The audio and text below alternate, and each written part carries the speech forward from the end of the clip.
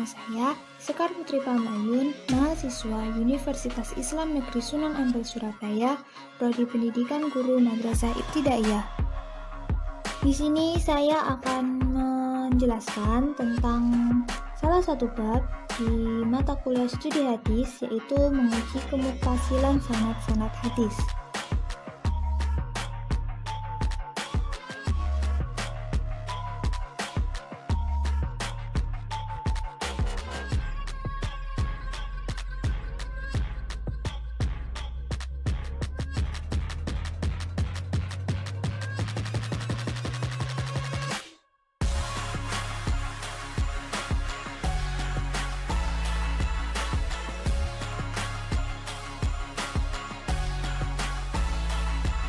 Apa saja yang dipelajari di bab ini?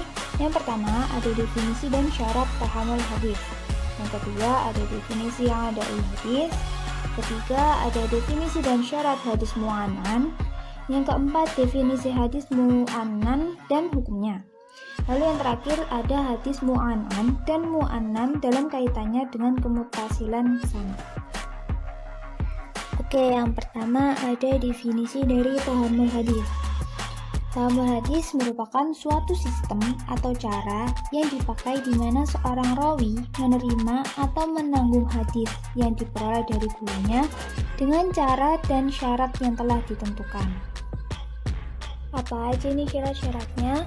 Yang pertama ada tamyiz, yaitu dapat membedakan mana yang baik dan mana yang buruk. Untuk perihal tamyiz ini ada beberapa ulama yang mengatakan bahwa anak yang berusia 15 tahun itu sudah bisa disebut sebagai tamyiz. Yang kedua, sehat akal pikirannya. Tidak sah riwayatnya seorang yang menerima hadis tersebut ketika dalam keadaan tidak sehat akalnya.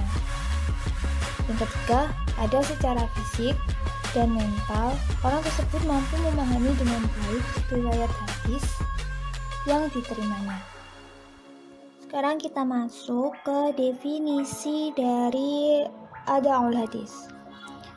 Ada'ul secara etimologis berarti sampai atau melaksanakan. Secara istilah atau terminologis, ada'ul berarti sebuah proses mengajarkan atau meriwayatkan hadis dari seorang guru kepada muridnya.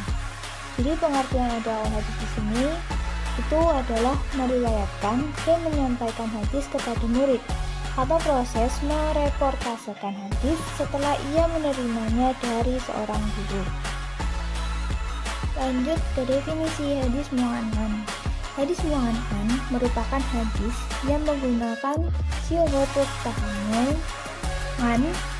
yang secara tegas menunjukkan bahwa seorang perawi mendengar langsung dari perawi yang di atasnya. Jadi di hadis mu'anan ini itu terdapat kata an yang berarti dari. Contoh hadisnya, haddatsana Ubaidullah ibnu Umar, haddatsana Abdul U'la, haddatsana Muhammad ibnu Ishaq an Nafi' an ibnu Umar anna Nabiyya sallallahu alaihi wasallam labbada ra'sahu bil asal. Para ulama memperselisihkan apakah hadis mu'anan ini termasuk hadis muqatti atau mutasil. Pendapat yang paling benar, yang merupakan pendapat jumhur ahli hadis, para fuqaha, dan pakar ushul, hadis mu'anan ini merupakan hadis mutasil, namun dengan beberapa syarat. Di antaranya ada 2 syarat yang sudah disepakati, dan ada beberapa syarat lainnya yang ditambahkan dan masih diperselisihkan oleh para ulama. 2 syarat itu diantaranya, yang pertama, pelaku mu'anan atau yang disebut sebagai al-mu'an'in bukanlah seorang mudallis. Lalu yang kedua, memungkinkan adanya perjumpaan antara satu dengan yang lainnya, yaitu antara pelaku mu'anan dengan orang yang ia riwayatkan hadisnya secara an-anah.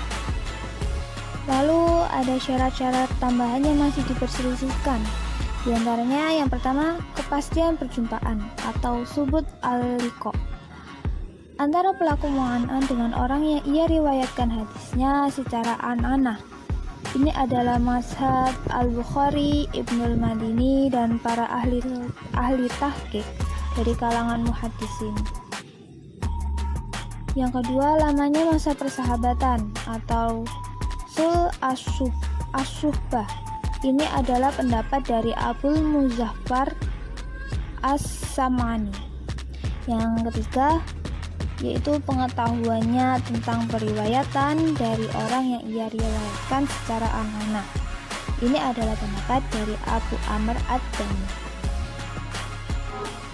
Selanjutnya masuk ke definisi hadis mu'annan. Kalau tadi mu'annan, yang ini mu'annan. Hadis mu'annan ini adalah hadis yang diriwayatkan dengan menggunakan lafaz anna, yang berarti sesungguhnya atau bahwa. Hadis mu'annan ini bisa dikatakan sebagai hadis muttasil, yang berarti sanadnya tersambung.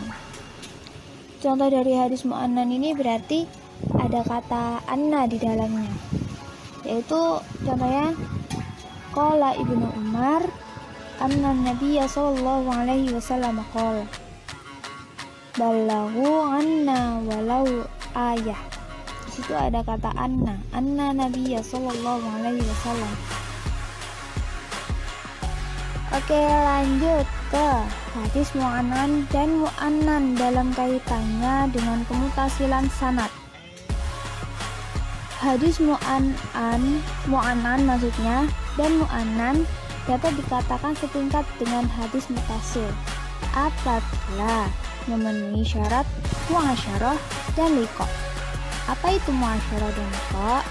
Muasyarah merupakan setiap tingkatan perawi yang pernah hidup dalam kurun satu waktu dengan tingkatan perawi yang di atasnya. Sedangkan liqa adalah setiap tingkatan perawi yang pernah bertemu dengan tingkatan perawi di atasnya. Imam Bukhari dalam kitab Sahihnya mensyaratkan kedua syarat tersebut. Namun Imam Muslim hanya mensyaratkan pada persyaratan muasyarah saja.